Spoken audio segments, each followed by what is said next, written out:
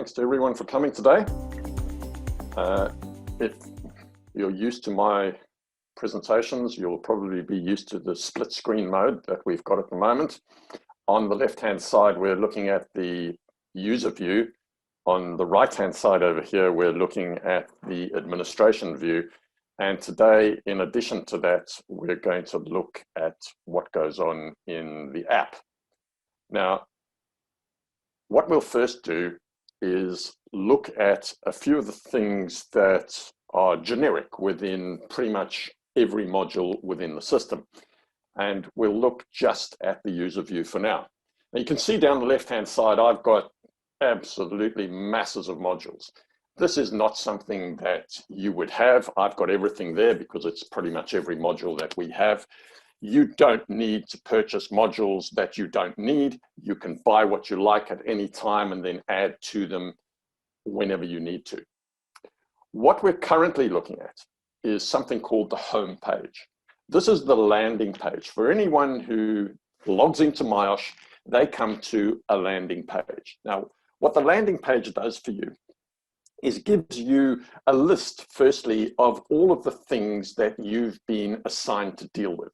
So in my case, I can see there's a whole bunch of actions that I'm being assigned to deal with. I can see what status they're in. If I scroll through, I've got a whole lot more actions.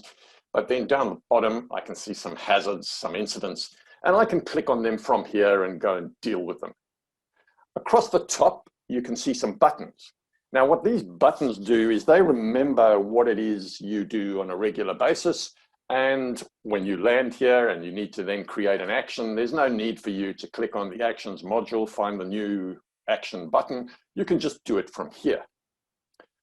Across the top in the red, you can see an alert, and down the right, you can see news feeds. Now, these are configurable by an administrator, and you can target these to different parts of the business. Lastly, at the top, there's a drop-down list of the kinds of things that just about everybody does. So if these aren't covered in these buttons over here, you can drop down on this list and you can log an action, incident, and hazard at the moment. But again, these are configurable.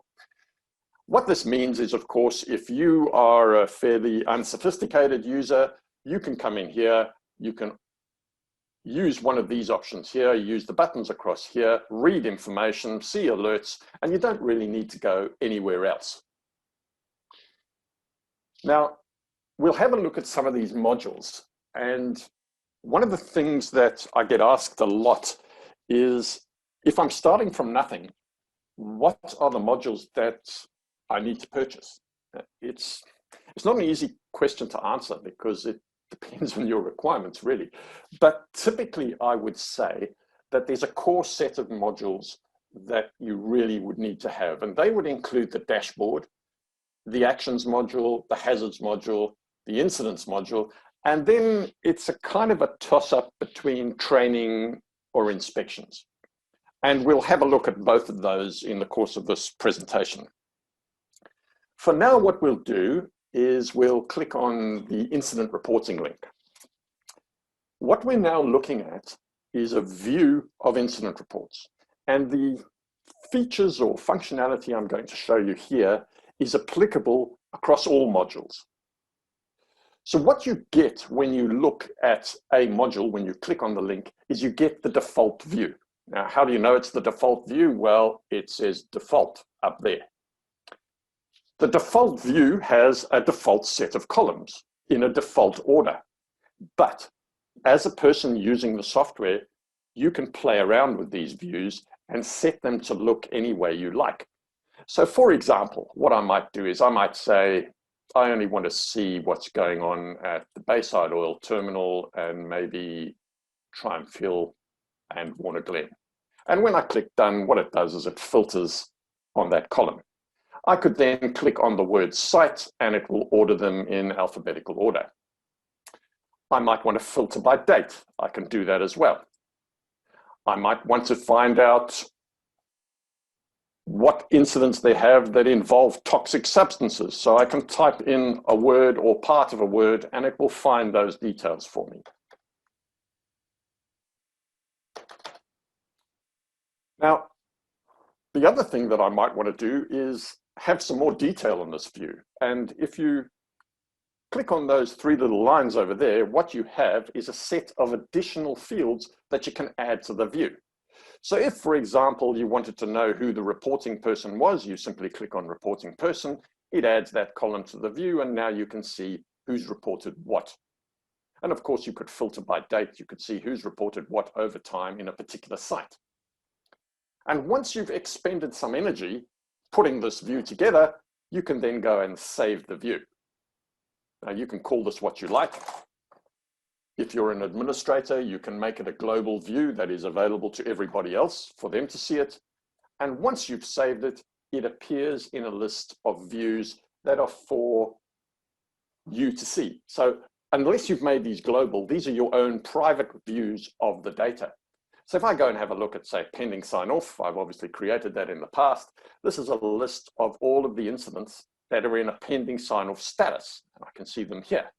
What it means is that if another incident gets to the pending sign-off status, because you've filtered by pending sign-off, it will be added to this view. And when you click on this view, you'll see that additional new incident listed here.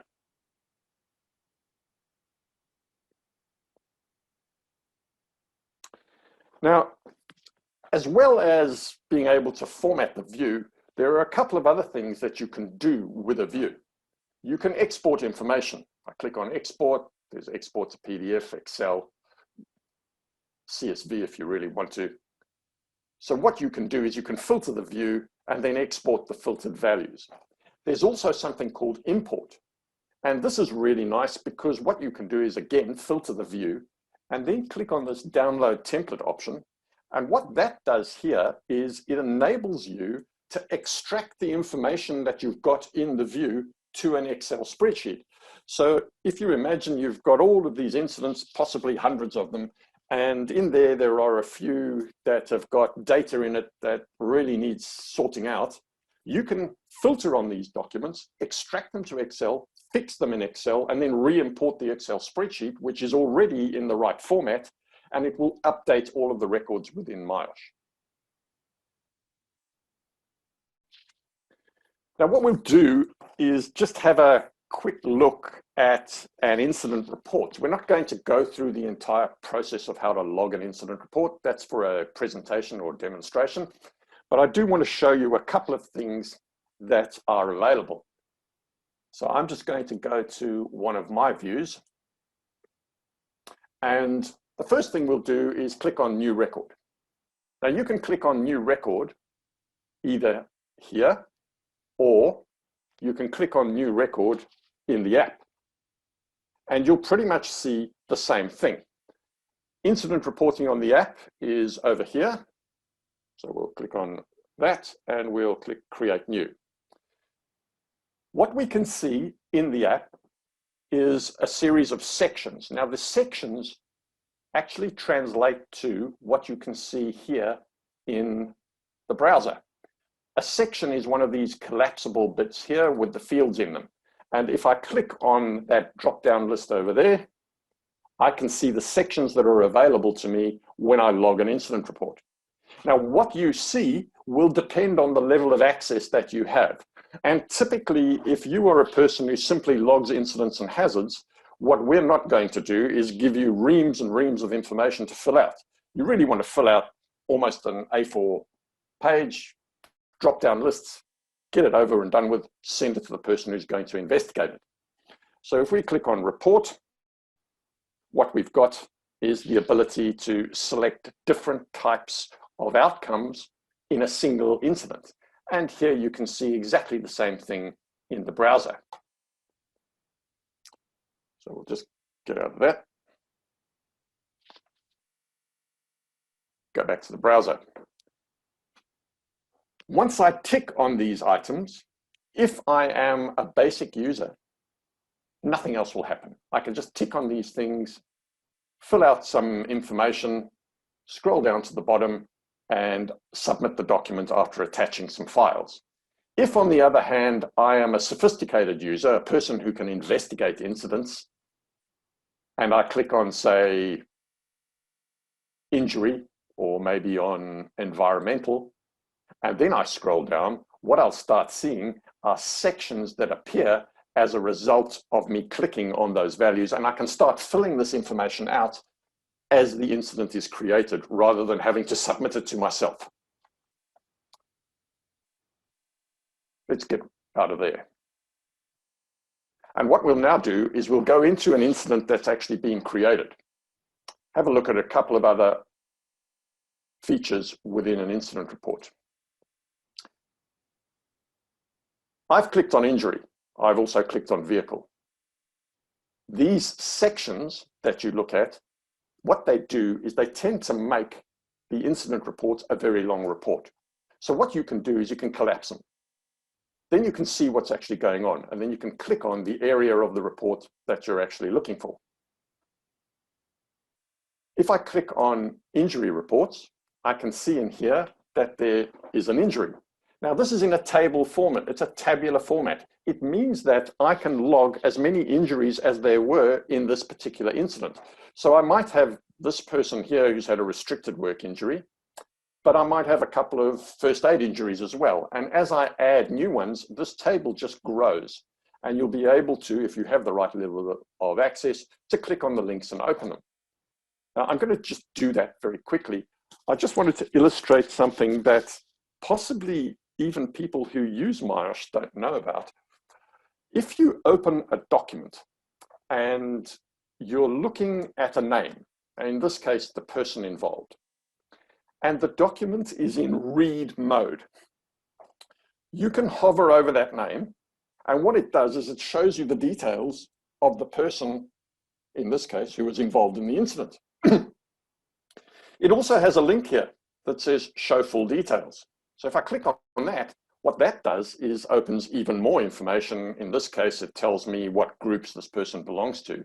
But importantly, it also shows me what training this person has had. Now, this of course is dependent on whether or not you have the training module in the first place.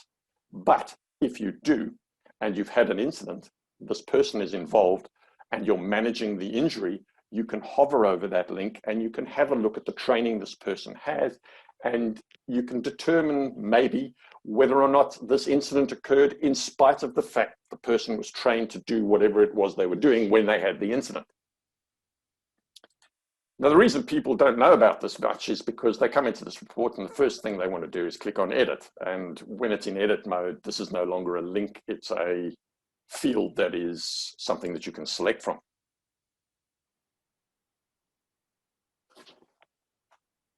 The other thing in incident reports is the section down here called links.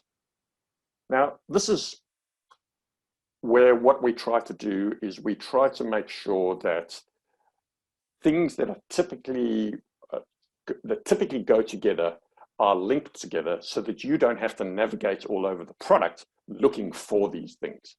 So if you were to have an incident report and out of that incident report you were to create an action, you don't want to have to stop investigating and go to the actions module and create your new action. You can do it from here.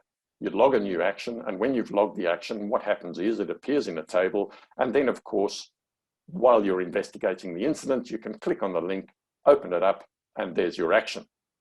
And if you have the right level of access, you can get involved in that action, add in your comments. The same is true of hazards. Now, the hazard register is a list of all the hazards in your environment.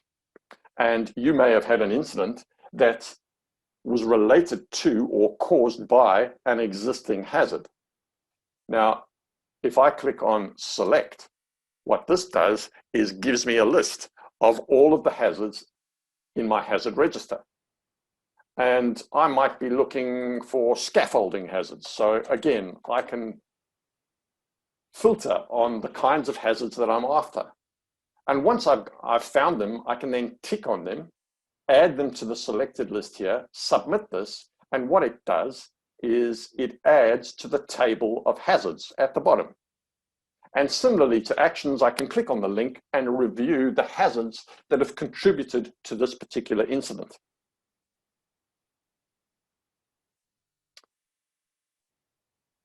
Now, if we just go and have a look at the actions register, it's a similar type of format, They're all very similar. All of the features across the top are exactly the same. You can move the columns around, you can filter on the columns, and of course they're color-coded by status. Hazards is pretty much the same as well, and this is a list of all of the operational hazards in your environment. You can also see down the left-hand side these little numbers inside a circle, and if you recall, we said at the beginning in the home page, you had a list of all the items, the activities that had been assigned to you. This actually just shows me that as part of all of those activities, I have 3 hazards assigned to me. And they're listed here. If I want to open it, I can click on the link and it will open the hazard for me.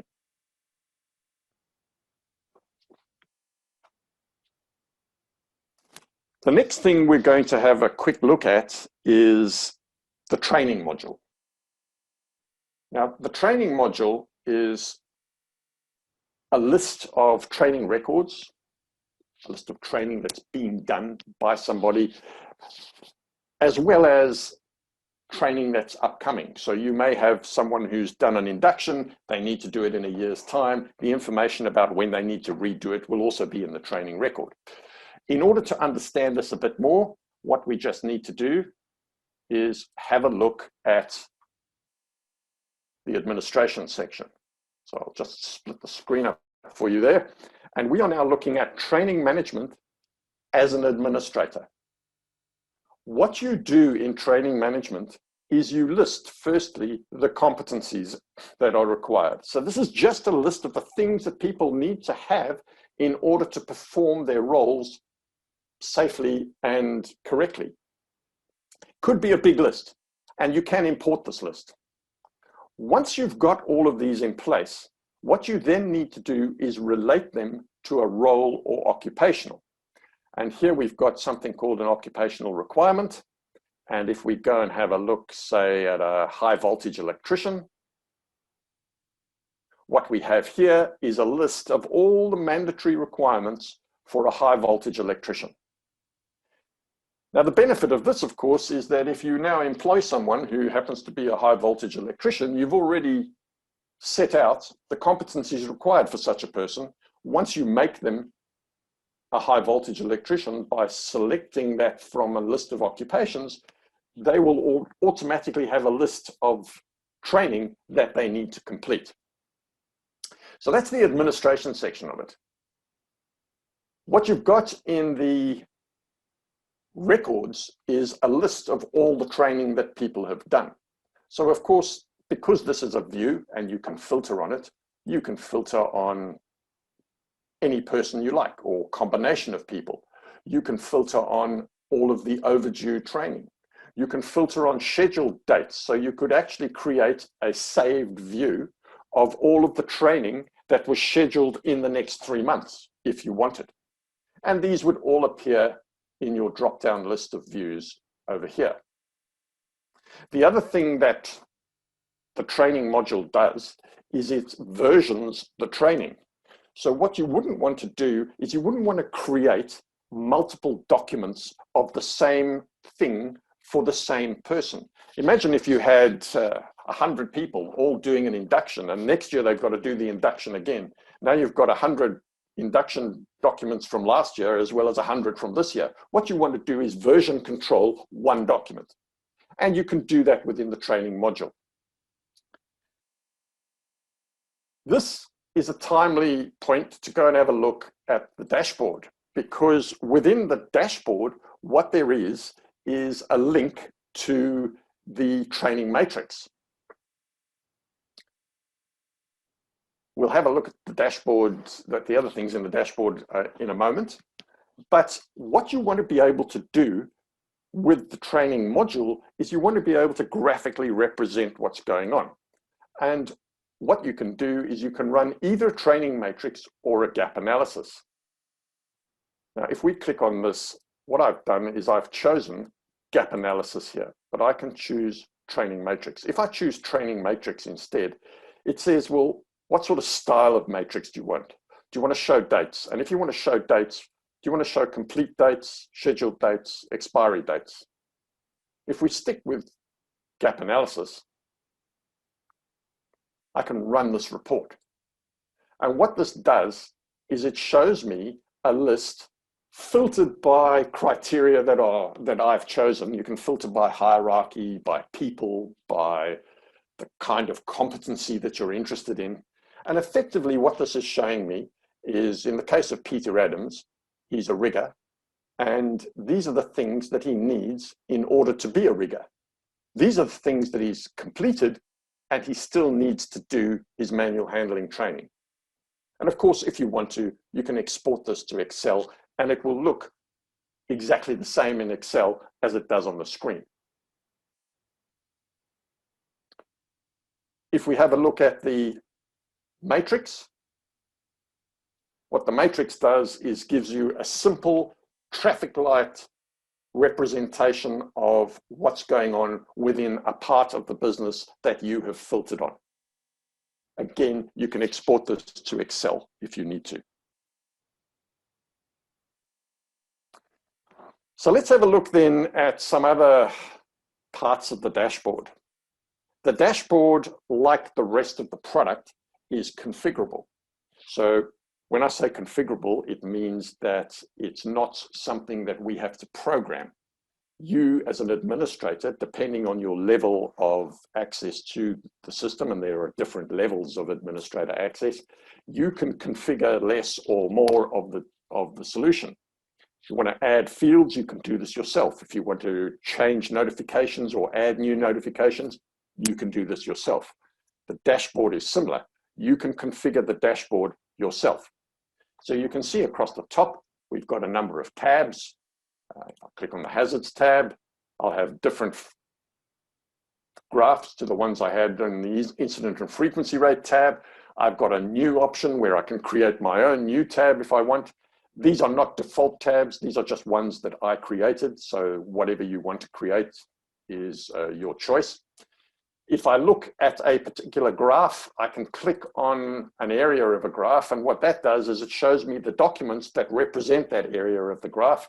And if I click on the link, what it will do is open the documents from that table of documents that represent the graph. So I've managed to drill down from the dashboard to the actual documents that make up a portion of a graph on the dashboard.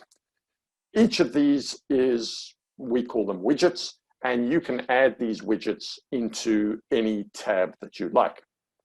So if I click on the configure option here, what this, and I can do this only if I have the right level of access, what this does is gives me the ability to configure my tabs. What I have is a library of widgets. There used to be around about 60 or 70. I think we've added more since. I'm not quite sure how many there are. These are all pre-configured widgets. If you don't like our pre-configured widgets, what you can do is you can click on Manage Widgets and you can create your own.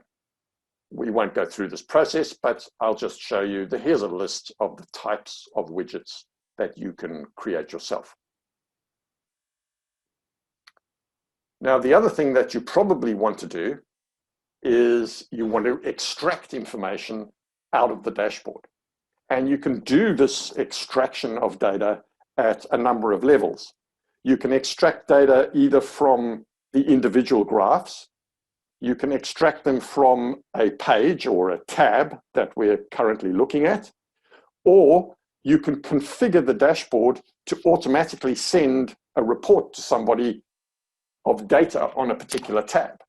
So we've got an export here. If I wanted to export this particular graph, if I wanted to export all the graphs, I've got export up here. And over here, I've got a reports option where, in this case, I've created one. I've given it a name, and effectively what I'm saying is I want this report to go out.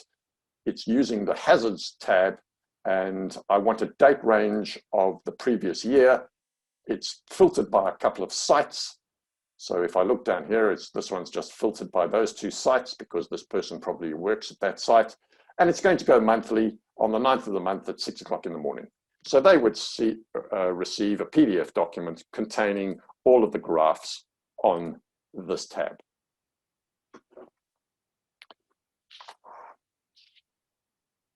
Now, another module that we haven't, well, this is something that actually got introduced some time ago,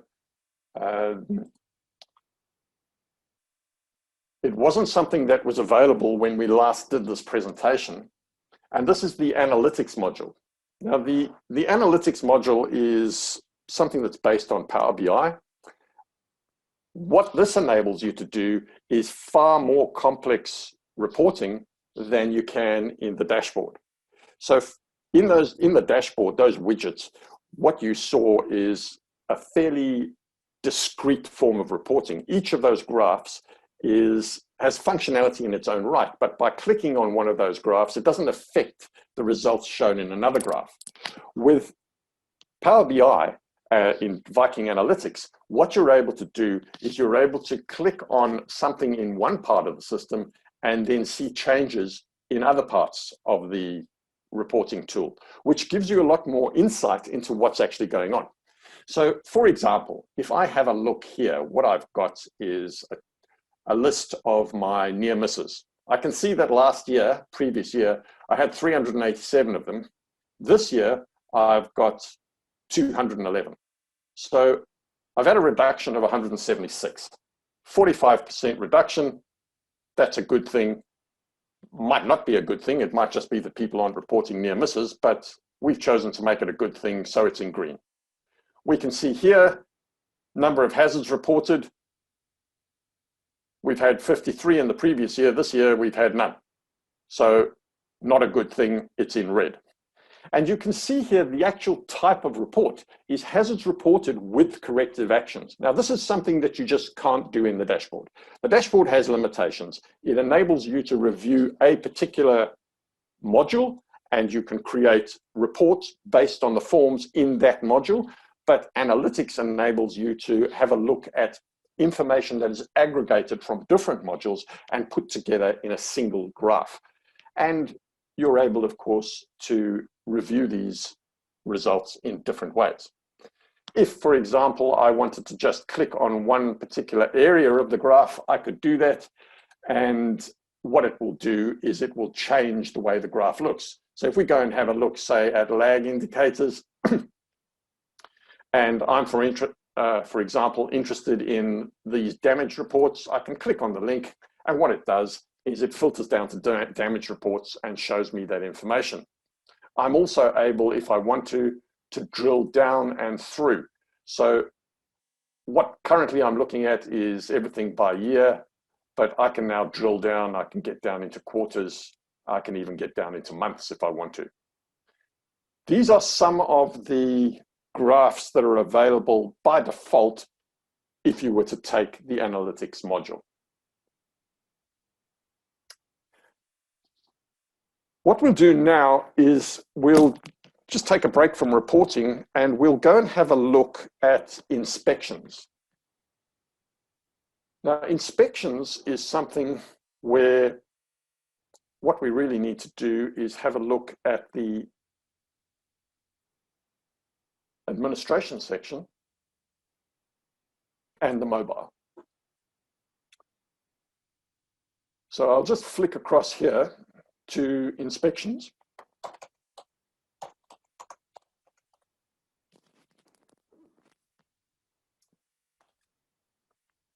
And in inspections, what you're able to do as an administrator is you're able to configure as many inspections as you like. These inspections can have their own questions. What we'll do on the app is we'll go and click on this little section here, and we can see all of the modules that I've currently got, a ridiculous amount of modules that I've got on my app. But we're just going to look at inspections down there. Click on this, and what we might do is filter this by this one here, in forklift inspections, and we'll open one up. We'll choose that top one, stores forklift spot check. Now, if we go and have a look at exactly the same inspection over here, and this is the formatting of the inspection, what we've done is we've created some questions. The questions are in the safety features section. And if you remember from an incident report, we had a drop-down list in our app. We'll click on that drop-down list, and we can see safety features are here. So if we click on safety features, what we've now got is an inspection on the app that shows the questions that we configured on the browser. So you can configure the content of the questions. You can configure the types of answers, in this case, yes, no, and not applicable. And you can configure the colors to the answers to the questions to the inspection. If we have a look at the more detailed section, the other thing that you can configure is whether or not you enter any observations for a particular question. And being a free text field, what you can do, I don't know how this is done on an Android, but I'm sure it's pretty similar to what you do on an iPhone. You can click on the microphone and the iPhone will do a voice-to-text translation of what you say into the free format text fields. You can also take a number of photographs if need be. The other thing that you can do is you can create inside an inspection, you can create questions that appear as a result of the answer to previous questions. So what I've done here is I've configured this particular question to only appear when I select something in that question. And when it appears on my app, if I select no to the question, nothing happens. But if I click yes, then those items appear and I can then tick the ones that are appropriate. Of course, what you can also do is configure notifications so that when an inspection is completed, somebody gets notified about the fact that it has been completed.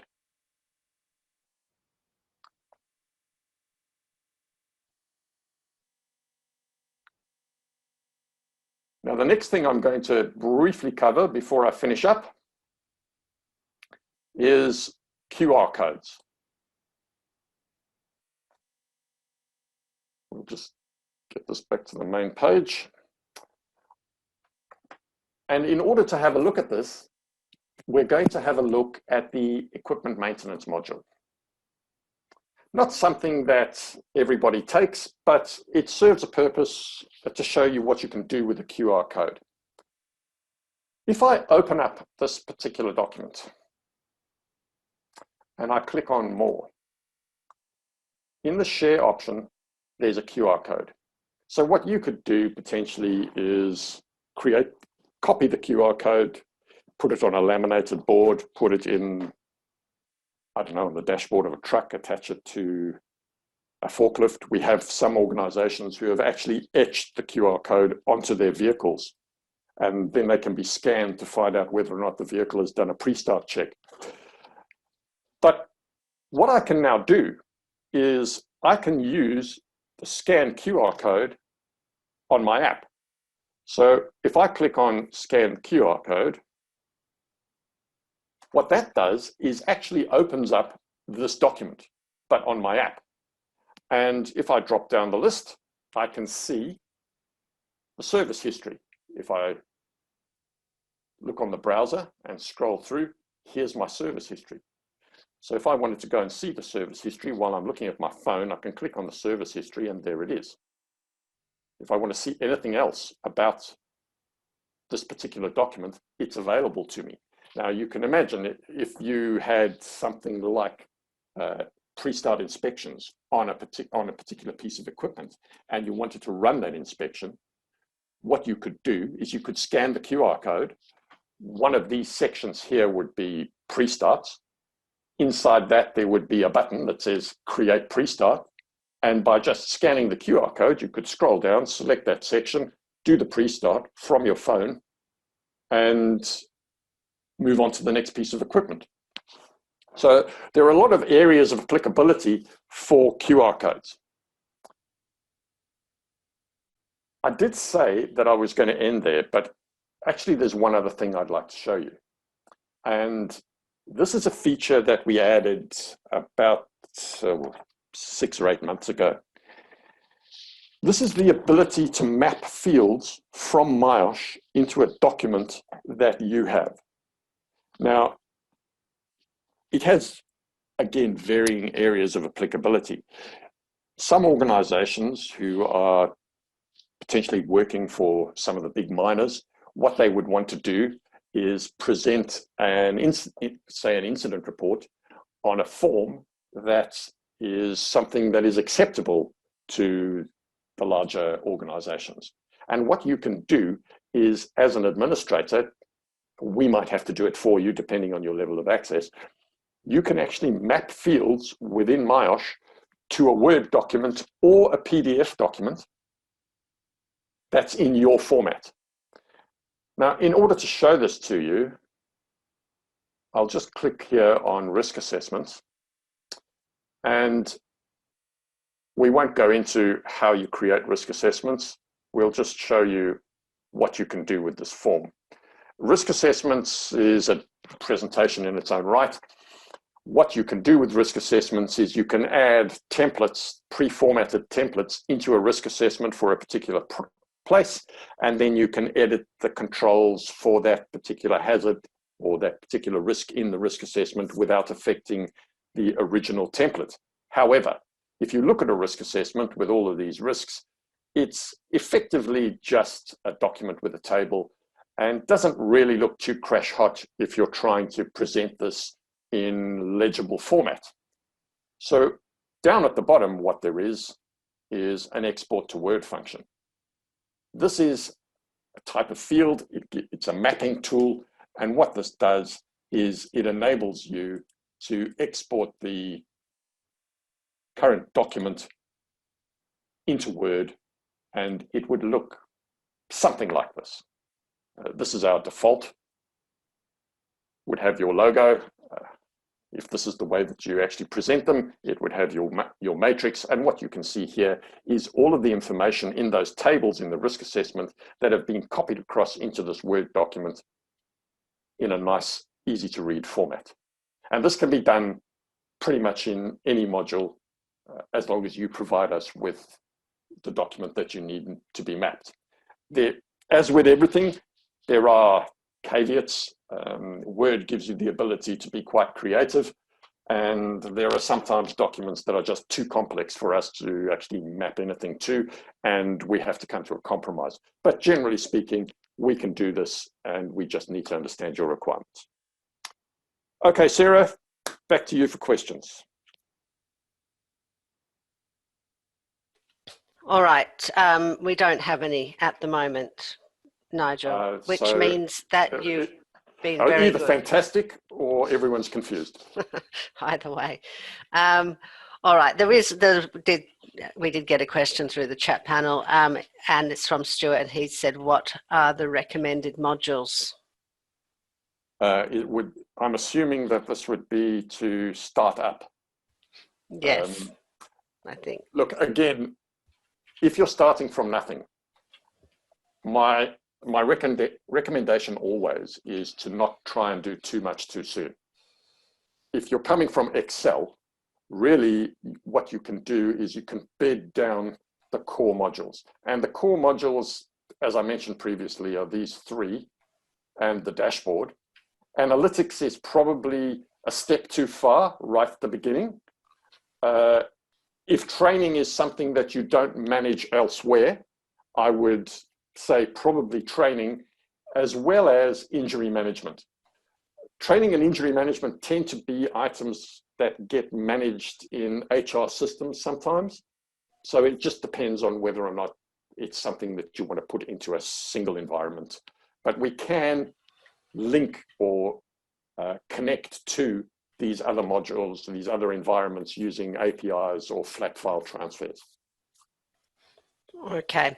All right. Well, we don't have any other questions. And I would say that's because you have been very comprehensive, Nigel. I will say to everyone that I have put a link in the chat for our future webinars. We do a lot of industry related webinars every week, actually.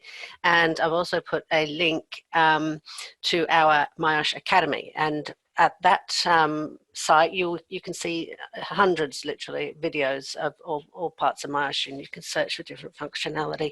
There's videos and articles and all sorts.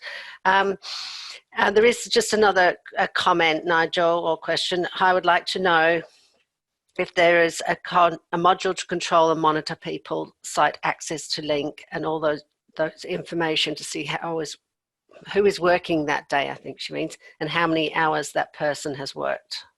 Look, at the moment, no, but it is something that we are currently working on. So we would expect announcements in that area in coming months. All right. Okay. Well, with that, I think we can wrap this up.